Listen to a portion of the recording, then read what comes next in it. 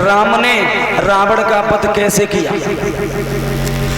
सुखदेव बोले, हे राजन परीक्षित, महाराज राम के ही वंश में जो राजा रघु हुए, ये महाराज रघु धीरे धीरे जीवन चला रहे थे। एक दिन इनकी पत्नी ने कहा कि महाराज ऐसा करो, किसी ब्राह्मण को लाओ, मेरी इच्छा हो रही है, ब्राह्मण को भोजन कराएंगे। तो ये रघु इसी रावण को निमंत्रण दे करके आए। ये रावण भोजन करने के लिए आया और रघु चले गए तमसा नदी पर भजन करने के लिए। और रावण ने उनकी पत्नी को अकेला देखा, सुंदर स्त्री को देख करके मोहित हो गया। जवाब दिया, तुम रघु के साथ में क्या कर रही हो, हमारे साथ में चलो, लंका की रानी बना करके रखेंगे। भोजन तो नहीं किया रावण ने। और महाराज जब भोजन नहीं किया, रानी ने देखा कि रावण बलवान है, और अब हम इससे कहेंगे भी क्या, महाराज घर पर भी नहीं है। तो एक बात कही रानी ने, रावण हम तुम्हारे संग चलने को तैयार हैं, शादी भी करेंगे, लेकिन रास्ता से जाएंगे, हमारे महाराज रास्ता में मिलेंगे, भजन कर रहे हैं, फिर वहां युद्ध होगा, खून खराबा होगा, तो हम ये नहीं चाहते। तुम ऐसा करो, पहले हमारे महाराज को मार के डाले आओ, बाकी बाद में हमें लंका ले चलो। रावण वहां से, महाराज चलो जहां तमसा नदी पर रघु बैठे भजन कर रहे, पीछे से अरे सुनो बात धरि ध्यान, और पहुंच गओ पीछे ते अभिमानी।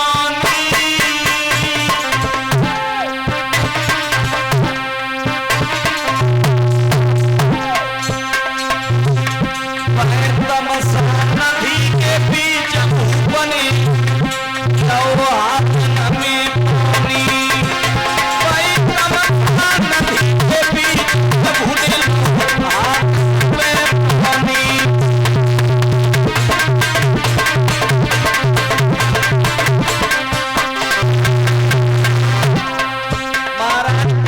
रावण को रघु बैठे पीठ पीछे खड़े हुए गो, देख रहे रघु करिका रहे, इन्हें हम कैसे मार पाए। लेकिन रघु ने कहा, काम करो परीक्षित जी, पानी हाथ पे रखो हथेली पे, और हथेली पे रख के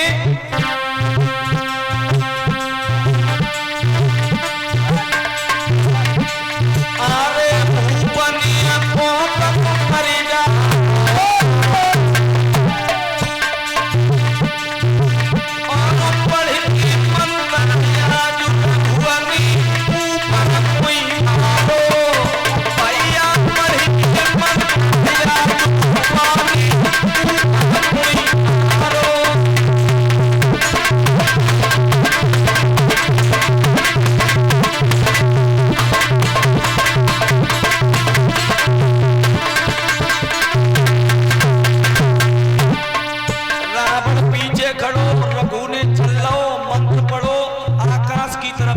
पानी, और जैसे ही महाराज पानी फेंको, रावण सोचने लगो, ऐसी तो पूजा हमने काऊ की नहीं देखी जैसे रघु कर रहे, कि रघु ने करो तो करो का, हमें पूछबो चाहिए।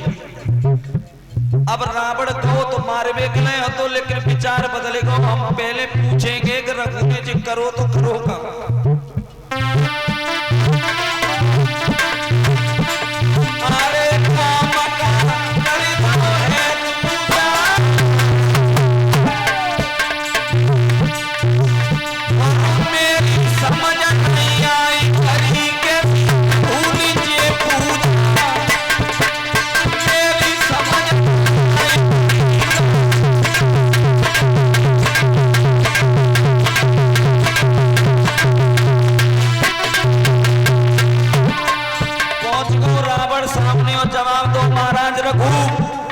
हमें एक बात बता दीजिए, जो तुमने हथेली पर पानी रखा और आकाश की तरफ फेंक दिया, ये कौन सी पूजा है? ऐसे हमने किसी को पूजा करते हुए नहीं देखा।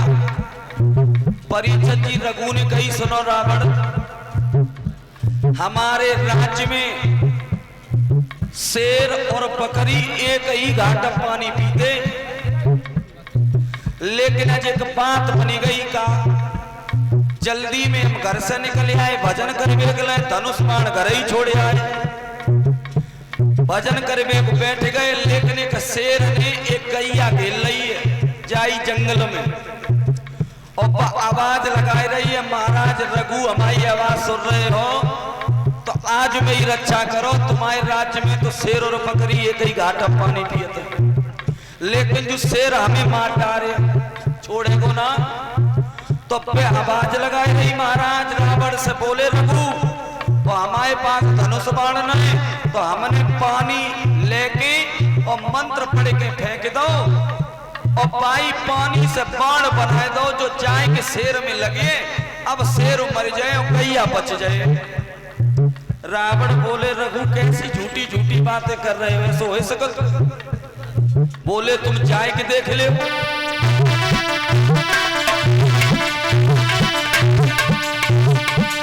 अरे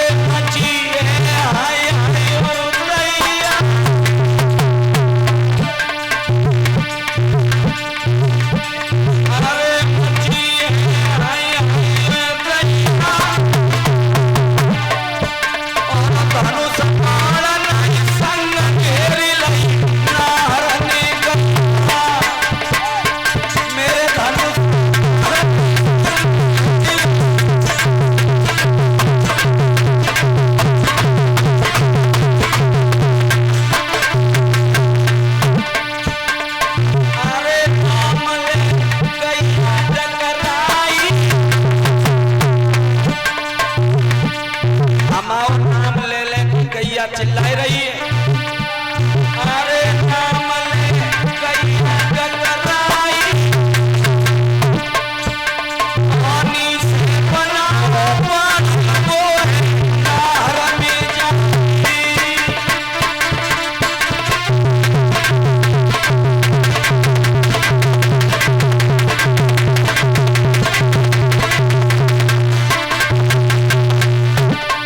जवाब दो, पानी से जो नहर के लगो शेर मरेगो, गैया जाओ रावण तुम खुद देख लो आराम से घास चल रही है।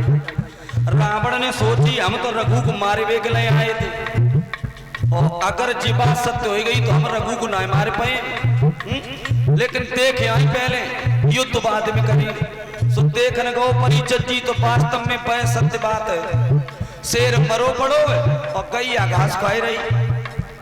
दिमाग बदली गो, अब हम लौट के नहीं जाए रघु के पास।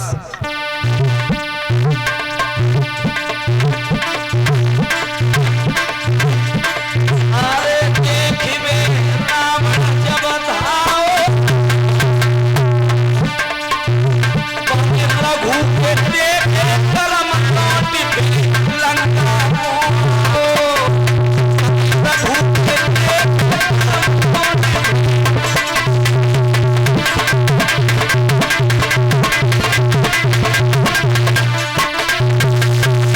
सुखदेव बोले राजा परीक्षित बाने देखो कि महाराज रघु ने पानी से बाण बनाए कि शेर माथो, तो हम महाराज रघु को ना मार पाए, तो वहां से भाग गया लंका के लिए। और जब भाग गो तमसा नदी से पूजा करके रघु अपने महल में गए, और जैसे ही गए रानी ने महाराज को आता हुआ देखा, जवाब दिया तुम ब्राह्मण को न्योत करके आए थे, लेकिन आपको नहीं मालूम उसने हमारे साथ क्या किया।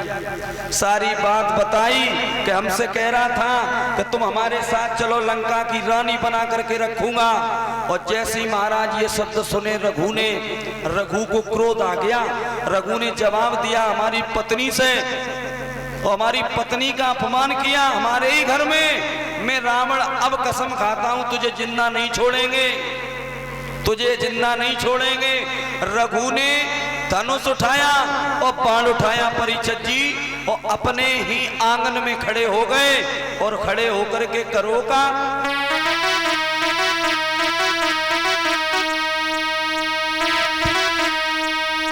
अरे रघु भूपनी धनुष लाओ,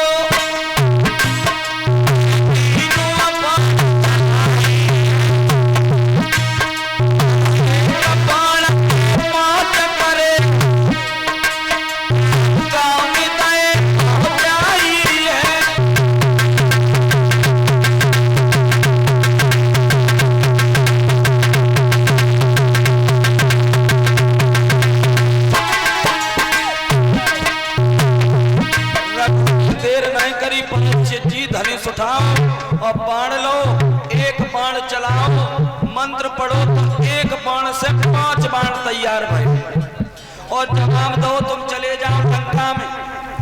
रावण हमारी पत्नी से हम शब्द बोल गया, उसे पकड़ करके लाओ, हम उसे मारेंगे, जिंदा नहीं छोड़ेंगे। एक बात और कही, इतना ध्यान रखना, रघु के राज्य में स्त्री पे और गैया पे अत्याचार न करो जात। गैया पे और स्त्री पे रघु के राज्य में अत्याचार नहीं होता है। जब तुम रावण को पकड़ने के लिए जाओ, अगर बीच में गैया या स्त्री पड़ जाए तो फिर बाय लेके मत आइयो, तो फिर छोड़ दियो। बाण चले महाराज,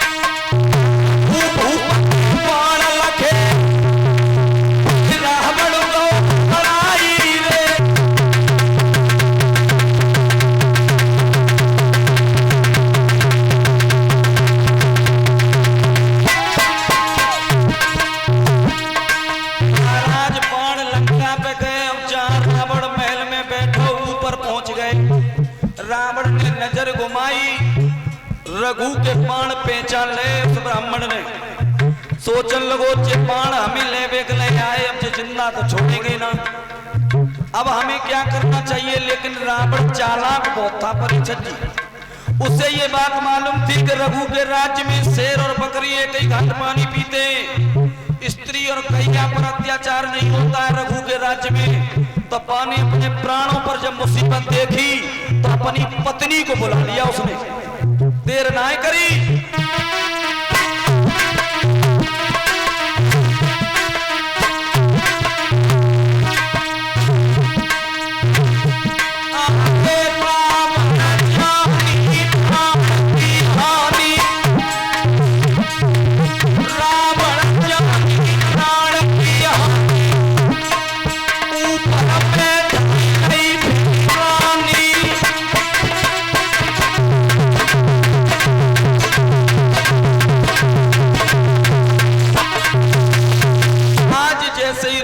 बाण देखे तो अपनी पत्नी को बुला लिया और जैसे ही पत्नी बीच में आई तो रघु के बाण जो थे वहां से लौट आए। जवाब दिया, महाराज रघु, तुमने ये हमें वचन दिया था कि स्त्री बीच में पड़ जाए तो फिर पकड़ करके नहीं लाना। हम छोड़ आए रावण को, क्योंकि बाकी पत्नी बाके बीच में आई गई। आज महाराज रघु ने, सुखदेव बोले, हे राजन परीक्षित, वो बाण लिए, वो बाण जो 5 थे उससे एक बाण फिर तैयार किया और वो बाण लेकर के तमसा नदी में गाड़ दिया और ये वचन दे दिया कि रावण आज तू बच गया, लेकिन ये हमारा वचन है, जिस दिन तेरी मौत होगी उस दिन इसी बाण से तेरी मृत्यु होगी। और जैसी वो बाण गाड़ो पे मैया हंस गई। जवाब दो, रावण ने तुम काहे को हंसी? तो पे माता ने फिर बता दिया कि रावण तेरा काल आज तैयार हो गया। पूछ लिया कहाँ है हमारा काल?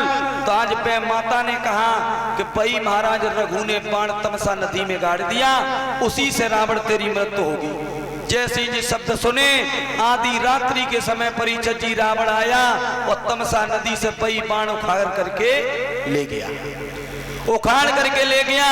वही बाण रावण के यहाँ था। तभी लोग कहते हैं कि रावण के यहाँ काल पाटी से बंधा हुआ था। बोलिए भक्त वत्सल भगवान की। हनुमान पैरी बेर लंका में गए, तब सर्वप्रथम वही बाण हनुमान रावण के गुर्ज से निकाल करके राम को देते हैं और उसी बाण से राम ने रावण का वध किया। आइए 2 लाइन का कीर्तन बोल लेते हैं, फिर